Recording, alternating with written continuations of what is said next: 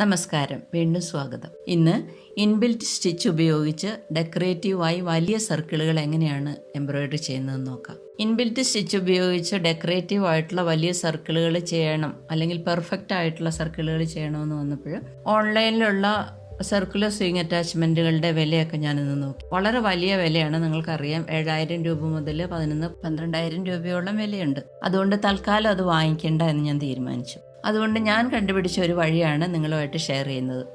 നിങ്ങൾക്കും അത് ചെയ്ത് നോക്കിയാൽ ഉപകാരപ്പെടുമെന്നാണ് ഞാൻ വിചാരിക്കുന്നത്. ഇതൊരു എക്സ്റേ ഷീറ്റാണ്. ഇതിൻ്റെ ഇവിടെ ഞാനൊരു ചതുരത്തിൽ ഒരു ഹോൾ ഇട്ടിട്ടുണ്ട്. പിന്നെ ചതുരത്തിന് പെർപെൻഡിക്കുലറായിട്ട് സ്കെയിൽ വെച്ച് ഓരോ സെൻറ്റിമീറ്റർ അകലത്തിൽ ഹോൾസ് ഇട്ടിട്ടുണ്ട്. ഇനി ആവശ്യമുള്ളത് ഇങ്ങനെയുള്ള പിന്നുകളാണ്.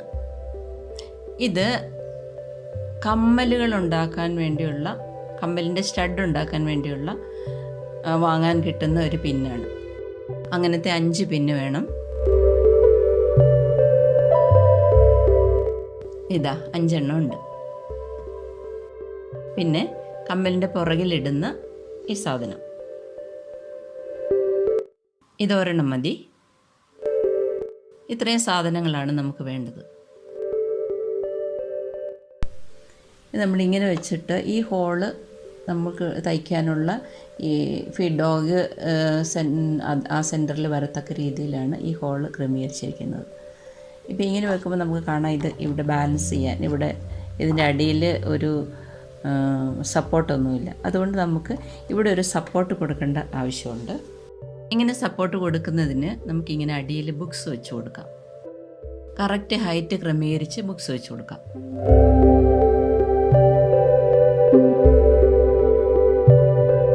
ഇങ്ങനെ ബുക്സ് വെച്ച് ഹൈറ്റ് അഡ്ജസ്റ്റ് ചെയ്തതിന് ശേഷം നമ്മൾ പിന്ന് ചെയ്യണം. അതുകൊണ്ട് നല്ല ബുക്സ് ഒന്നും ഉപയോഗിക്കരുത്, അഴുക്ക് ബുക്സ് എടുത്ത് ഇത് ചെയ്യാവുള്ളൂ.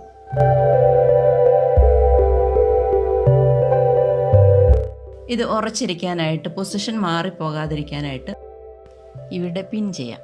അതുപോലെ ഇവിടെയും പിൻ ചെയ്യാം. പക്ഷേ ഞാനിങ്ങനെയല്ല ചെയ്യുന്നത്, ബുക്സ് വെച്ചും ചെയ്യാമെന്ന് ഞാൻ കാണിച്ചു തന്നതാണ്. ഞാനിങ്ങനെ ഒരു തെർമോക്കോളിൻ്റെ ബോക്സ് നടുവശം ഇങ്ങനെ കട്ട് ചെയ്തെടുത്തിട്ടുണ്ട്. ഇതിങ്ങനെ കയറ്റി വെച്ച് കഴിയുമ്പോൾ ഇതൊരു എക്സ്റ്റൻഷൻ ബോർഡ് പോലെ ഇരിക്കുന്നുണ്ട്. നിങ്ങൾക്ക് വേണമെങ്കിൽ ഹാർഡ് ബോർഡ് ബോക്സ് കട്ട് ചെയ്ത് ഇങ്ങനെ എടുക്കാം, അല്ലെങ്കിൽ മരത്തിൻ്റെ ഇങ്ങനെ ഉണ്ടാക്കാം, എന്ത് വേണമെങ്കിലും ചെയ്യാം. അല്ലെങ്കിൽ ബുക്സ് വെച്ച് തന്നെ ചെയ്യാം.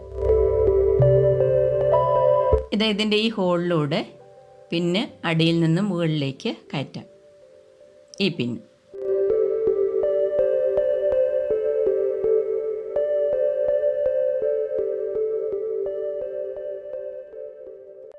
ഇതാ പിന്നിട്ട് കഴിഞ്ഞു.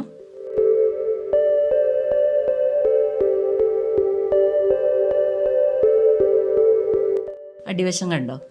ഇങ്ങനെ.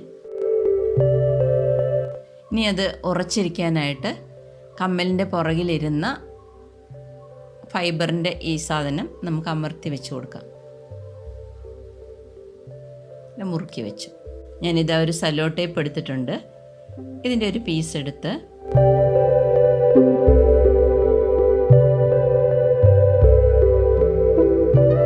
ഇവിടെ ഒട്ടിച്ചു കൊടുക്കാം. ഇതിങ്ങനെ ഒട്ടിച്ചാൽ ഈ പിന്ന് ടൈറ്റായിട്ടിരിക്കും. കൂടാതെ ഇത് മെറ്റലായതുകൊണ്ട് മെഷീനിൽ സ്ക്രാച്ച് വീണതിൻ്റെ പെയിൻറ്റ് പോകാൻ സാധ്യതയുണ്ട്. അത് ഒഴിവാക്കാൻ കൂടിയാണ് സല്ലോ ടേപ്പ് പൊട്ടിക്കുന്നത്. ഇതിങ്ങനെ വെച്ച് കഴിഞ്ഞു.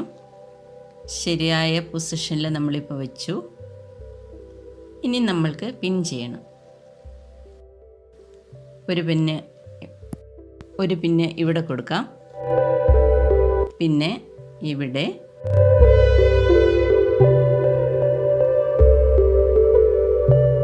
പിന്നൊന്ന് ഇവിടെ,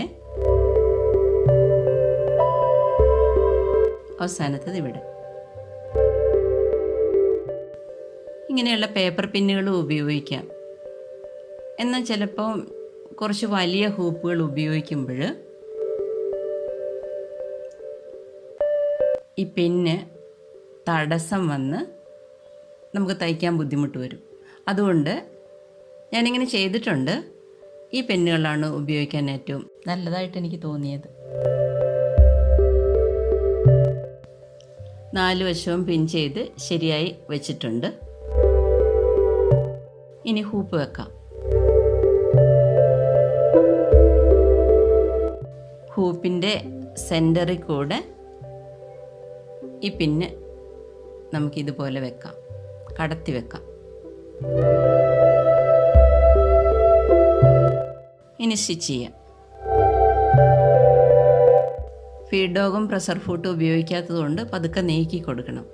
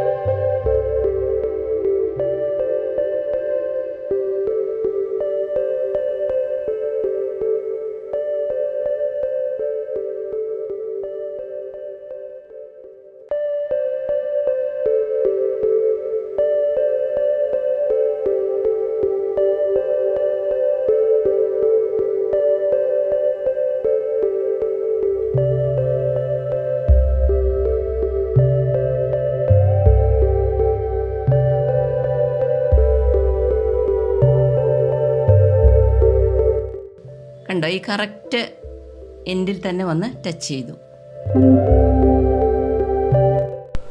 ഇപ്പം ഞാൻ പിന്നെ കുറച്ചുകൂടെ ഇങ്ങോട്ടേക്ക് നീക്കി അടുപ്പിച്ച് സർക്കിളിൻ്റെ റേഡിയസ് കുറച്ചുകൂടെ അടുപ്പിച്ചാണ് കുത്തിയിരിക്കുന്നത്.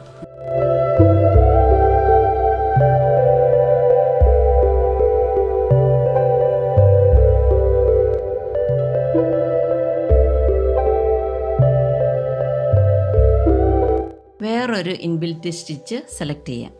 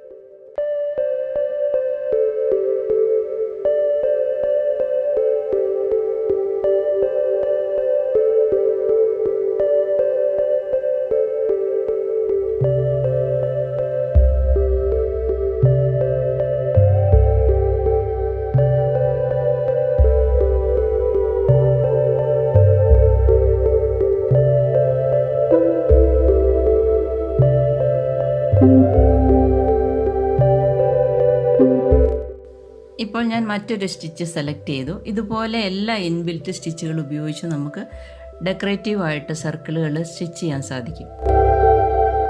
കുറേ കൂടെ വലിയ ഹൂപ്പുകൾ ഉപയോഗിക്കുകയാണെങ്കിൽ വലിയ സർക്കിളുകൾ നമുക്ക് ചെയ്യാം.